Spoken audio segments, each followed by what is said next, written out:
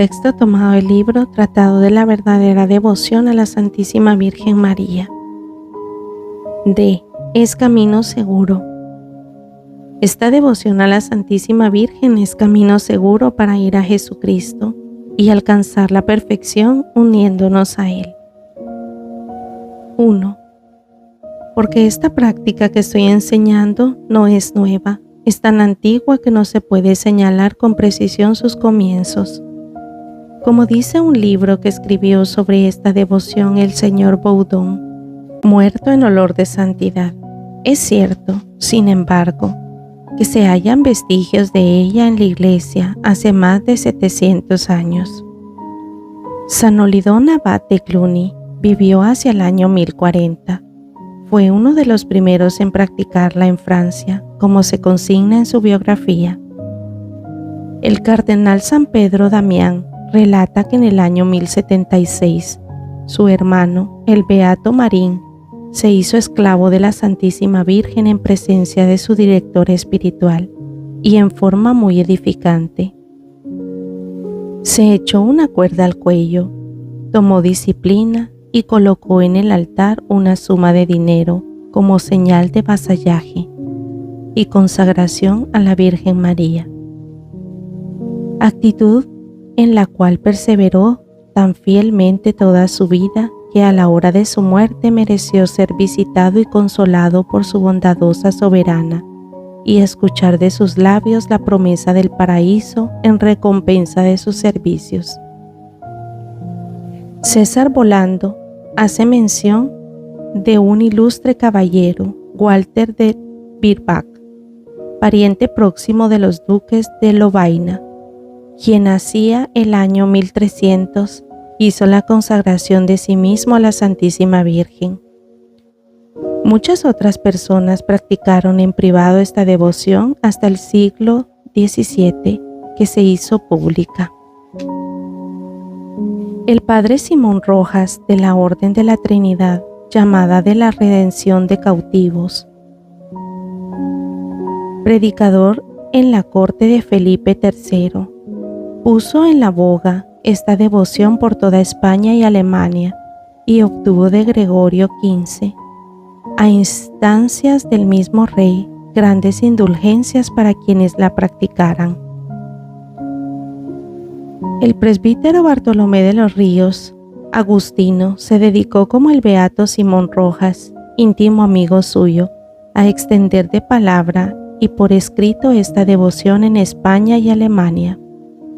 Escribió un grueso volumen titulado De Iracha Mariana, en el que trata con tanta piedad como erudición de la antigüedad, excelencia y solidez de esta devoción.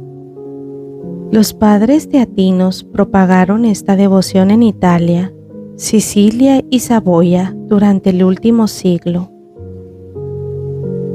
El presbítero Estanislao Falasio le dio a conocer maravillosamente en Polonia. El presbítero de los Ríos, en el libro antes citado, consigna los nombres de los príncipes, princesas y cardenales de diferentes naciones que abrazaron esta devoción. El presbítero Cornelio Alápide, tan recomendable por su piedad como por su paciencia profunda, recibió de muchos obispos y teólogos el encargo de examinar esta devoción. Después de estudiarla detenidamente, hizo de ella grandes elogios, dignos de su piedad. Muchos otros grandes personajes siguieron su ejemplo. Los jesuitas, siempre celosos en el servicio de la Santísima Virgen, presentaron en nombre de los congregantes de Colonia un opúsculo sobre la santa esclavitud al duque Fernando de Baviera, arzobispo entonces de Colonia. Este lo aprobó y permitió imprimirlo y exhortar a todos los párrocos y religiosos de su diócesis a difundir en la medida de lo posible esta sólida devoción. El cardenal de Berulle, cuya memoria bendice toda Francia, fue uno de los más celosos en propagar por Francia esta devoción, a pesar de todas las calumnias y persecuciones que le levantaron los críticos y libertinos. Estos lo acusaron de novedad y superstición y publicaron un folleto difamatorio, sirviéndose, o más bien el demonio, se sirvió por este medio de ellos, de 1000 argucias, para impedir divulgar en Francia esta devoción. Pero este grande y santo varón respondió a las calumnias con paciencia y a las objeciones de ese libelo con un breve escrito en que las refutó victoriosamente, demostrando que esta práctica se funda en el ejemplo de Jesucristo, las obligaciones que tenemos para con Él y las promesas del santo bautismo. Especialmente, con esta última razón cerró la boca a sus adversarios, haciéndoles ver que esta consagración a la Santísima Virgen y por medio de ella a Jesucristo no es otra cosa que una perfecta renovación de los votos y promesas del bautismo.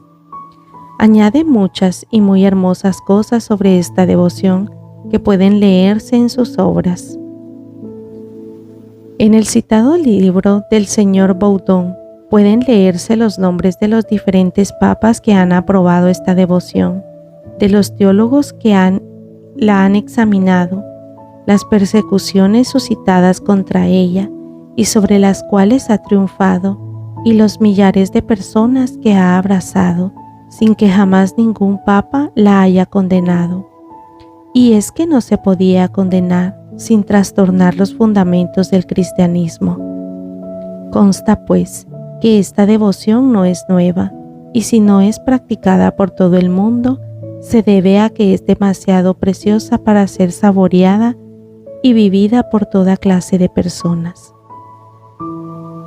2. Porque esta devoción es un medio seguro para ir a Jesucristo. Efectivamente, lo propio de la Santísima Virgen es conducirnos con toda seguridad a Jesucristo, así como lo propio de Jesucristo es llevarnos al Padre con toda seguridad. Que no se engañen, pues, las personas espirituales, creyendo falsamente que María les impide llegar a la unión con Dios. Porque será posible la que halló gracia delante de Dios para todo el mundo en general y para cada uno en particular, estorbe a las almas a alcanzar la inestimable gracia de la unión con Jesucristo. ¿Será posible que la que fue total y sobreabundantemente llena de gracia y tan unida y transformada en Dios, que lo obligó a encarnarse en ella, impida al alma vivir una unión a Dios? Ciertamente que en la vista de las otras criaturas, aunque santas, podrá en ocasiones retardar la unión divina, pero María no, como he dicho antes, y no me cansaré de repetirlo. Una de las razones que explican por qué son tan pocas las almas que llegan a la madurez en Jesucristo es que María, que ahora como siempre es la Madre de Cristo y la esposa fecunda del Espíritu Santo, no está bastante formada en los corazones. Quien desee tener el fruto maduro y bien formado, debe tener el árbol que lo produce.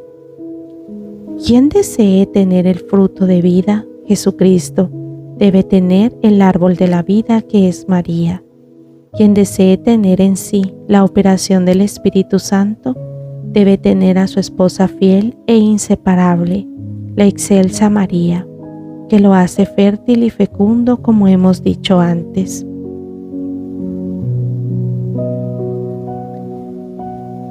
Persuádete, pues, de que cuanto más busques a María en tus oraciones, contemplación, acciones y padecimientos, sino de manera explícita, al menos con una mirada general e implícita, más perfectamente hallarás a Jesucristo que está siempre en María, grande y poderoso, dinámico e incomprensible, como no lo está en el cielo ni en ninguna otra criatura del universo.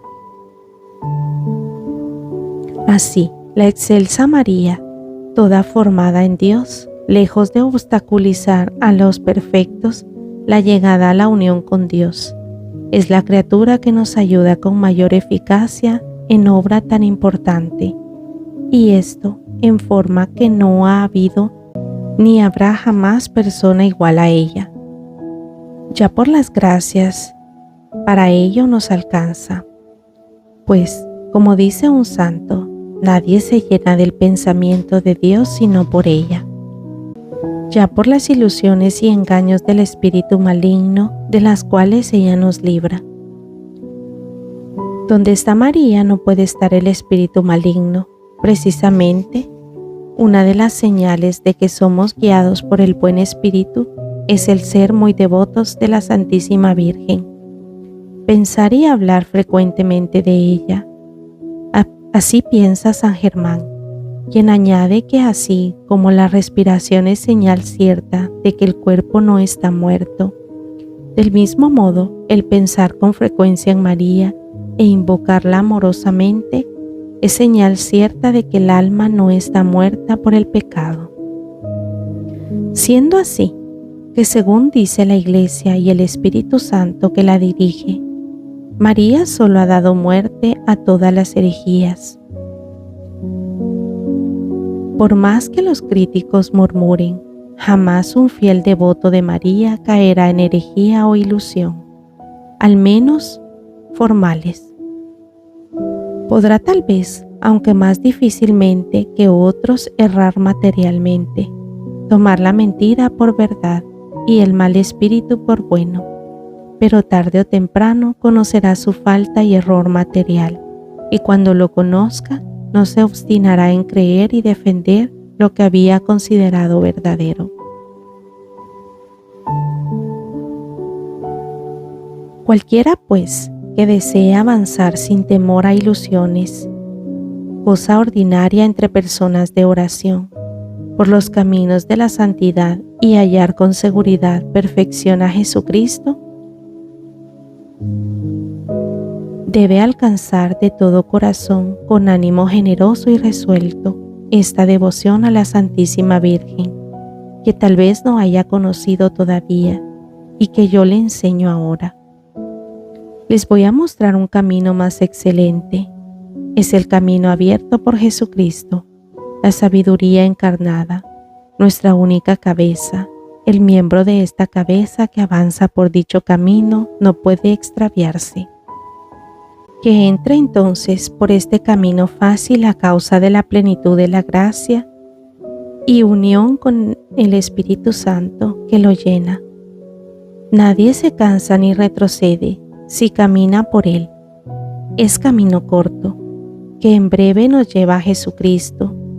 Es camino perfecto, sin lodo ni polvo, ni fealdad de pecado.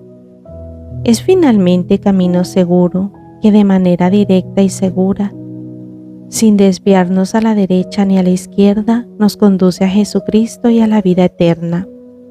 Entremos pues por este camino y avancemos por él día y noche, hasta llegar a la plena madurez en Jesucristo. Esta devoción nos lleva a la plena libertad de los hijos de Dios. Sexto motivo. Esta devoción da a quienes la practican fielmente una gran libertad interior, la libertad de los hijos de Dios, porque al hacerse el hombre esclavo de Jesucristo, consagrándose a Él por esta devoción, el Señor, en recompensa de la amorosa esclavitud por la que hemos optado, 1. Quita del alma todo escrúpulo y temor servil que pudiera angustiarla, esclavizarla y perturbarla. 2. Ensancha el corazón con una santa confianza en Dios, haciendo que lo mire como su Padre. 3. Nos inspira un amor tierno y filial. No me detengo a probar con razones esta verdad. Me contento con referir un hecho histórico que leí en la vida de la Madre Inés de Jesús, religiosa dominica, donde murió en olor de santidad en 1634. Contaba apenas con 7 años y ya padecía grandes congojas espirituales. Oyó entonces una voz que le dijo: si quieres verte libre de todas tus angustias y ser protegida contra todos tus enemigos, hazte cuanto antes esclava de Jesús y de su Santísima Madre. Al regresar a su casa, se apresuró a consagrarse enteramente como esclava a Jesús y María, aunque por entonces no sabía lo que era esta devoción, habiendo encontrado después una cadena de hierro, se la puso a la cintura y la llevó hasta la muerte. Hecho esto, cesaron todas sus congojas y escrúpulos, y halló tanta paz y amplitud de corazón que se prometió a enseñar esta devoción a muchos otros, quienes a su vez hicieron con ella grandes progresos. Recordemos entre otros al señor Ollier, fundador del seminario de San Sulpicio, y a muchos sacerdotes y eclesiásticos del mismo seminario. Se le apareció un día la Santísima Virgen y le puso al cuello una cadena de oro, en prueba del gozo que le había causado al hacerse esclava suya y de su hijo. Y Santa Cecilia, que acompañaba a la Santísima Virgen, le dijo: dichosos los fieles esclavos de la Reina del Cielo, porque gozarán de la verdadera libertad. Servirte a ti es la libertad.